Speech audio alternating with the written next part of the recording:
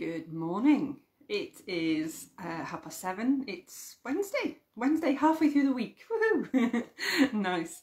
We're going to be carrying on today with Mark's Gospel. We are doing Mark chapter 2, verses 13 to 17 today. And in my Bible, in this Bible, it is headed The Calling of Levi. So once more, Jesus went out beside the sea. All the crowd came to him and he taught them. As he went along, he saw Levi, son of Alphaeus, sitting at the toll booth. "Follow me," he said, and he got up and followed him. That's how Jesus came to be sitting at home with lots of tax collectors and sinners. There they were, plenty of them, sitting with Jesus and his disciples. They had become his followers. When the legal experts and Pharisees saw him eating with tax collectors and sinners, they said to his disciples, "Why does he eat with tax collectors and sinners?"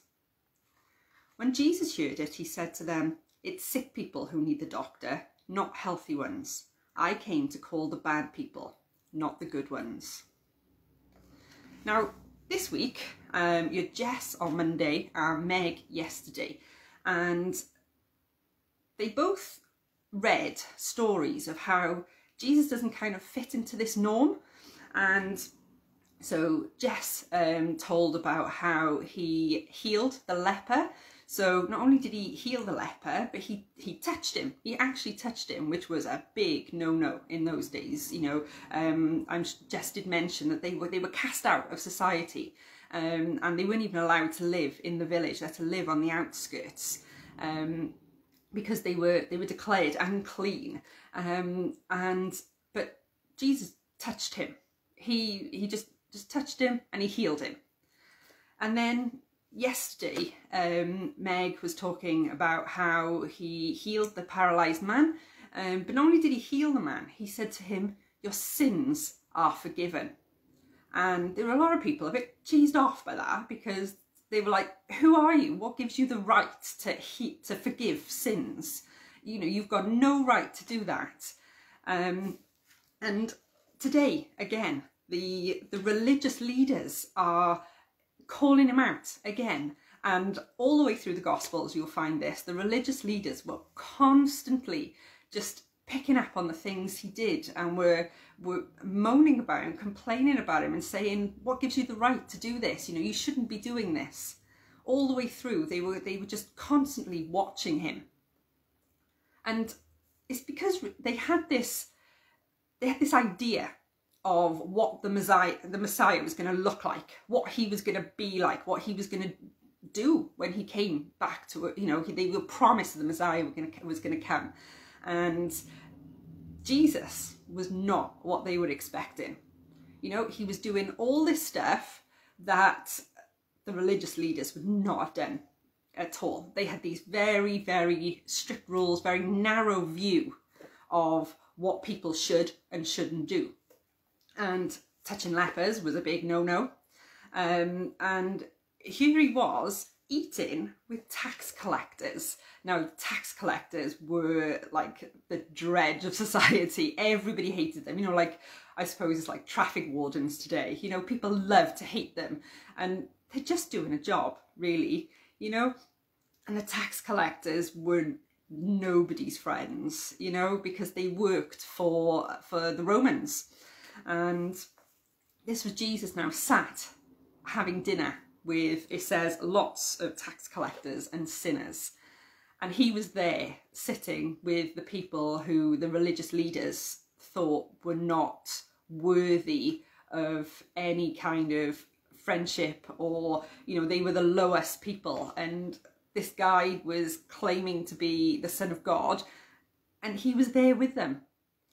And do we hold the same sort of ideas today? You know, do Christian people still have this idea of what a Christian should look like? You know, do we judge people by who they bother with, how they dress, what they do for a living, what they've done before? Are we judging them by those standards? Because Jesus says, you know, it's sick people who need the doctor, not healthy ones. Jesus went to the sinners because they were the ones that he was drawn to. They were the ones that needed saving.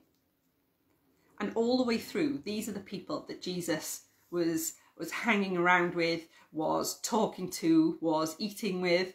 Morning. And the religious leaders were not impressed at all, because this was not the idea that they had of what the Messiah was going to look like. And he just went against all their cultural norms. And I think that's so important for us to remember, not just Christians, I suppose, really important for Christians, because this is Jesus. Jesus is setting the example for us. But not to judge people on the outside, not to judge people by what they do for a living, by what they've done before in their lives. We are all sinners. We've all done something wrong. Nobody can say, I haven't done anything wrong. We've all done something wrong. And that's why Jesus came. He says, I came to call the bad people. You know, it says the Son of Man came to seek and to save the lost. And that's us. That's all of us. It doesn't matter what we look like or what we've done. Jesus came for us, for me, for you. And if Jesus came back today, you know, he wouldn't be sitting in palaces with the kings and queens or the rich people or the celebrities. He would be down on the street with the normal person, with the average person, with the people who are on the edges of society. Because that's who he came for. He came for the lost.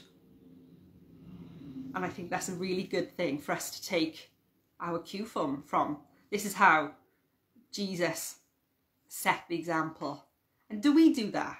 Do Christians do that today? Is that how church looks? It's a bit of a challenge, isn't it? It's quite difficult to push outside the norm. And then these religious leaders were really cross. They were cheesed off with Jesus because he was claiming to be the Son of God, and he was doing everything that they thought was wrong. But do we need our ideas challenged? Do we need to stop and think, are we living by Jesus's example? Because this is where he was, down with the tax collectors and the sinners. I mean, how dare he? He was eating with them. That's who he chose to eat with. He chose to eat with tax collectors and sinners. He chose to touch the lepers, to heal the outcasts, to befriend those on the edges of society. And is that what we do? It's a big challenge. But it's the example that Jesus set. And I think the world would be a better place if that's how we lived, by not judging people on the outside. And it's a challenge. And I'll leave that with you this morning.